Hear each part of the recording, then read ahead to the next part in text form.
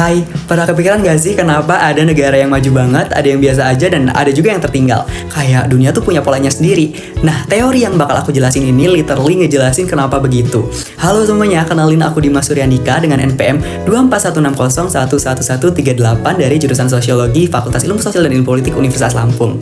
Jadi aku mau ngejelasin Bohr System Theory dari Immanuel Wellstrain. Intinya gini, dunia itu kebagi jadi 3 level, negara inti, negara tengah, dan negara pinggiran. Dan tiap level tuh punya role sendiri, teman-teman. Negara inti itu yang paling kuat, kayak Amerika, Inggris, dan Jerman.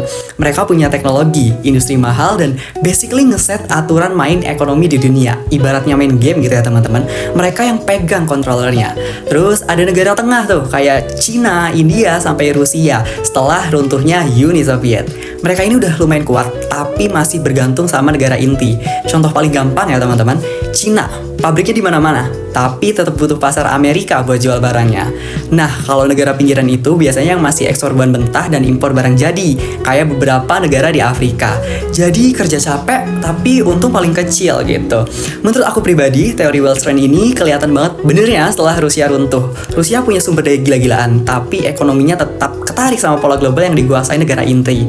Bahkan sampai sekarang kalau negara inti ngubah kebijakan, misalnya Amerika naikin suku bunga, negara-negara pinggiran langsung kebanting, nilai mata uang turun, harga barang naik, efek dominonya tuh real banget.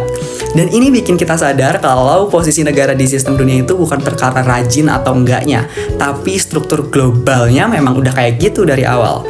Jadi singkatnya, teori sistem dunia ini ngasih kacamata baru buat lihat kenapa dunia nggak berjalan seimbang gitu, dan kenapa beberapa negara selalu di atas dibanding yang lain gitu. Thanks yang udah nonton, semoga yang aku jelasin bisa kebayang dan relate sama keadaan atau realita yang sekarang. See you teman-teman.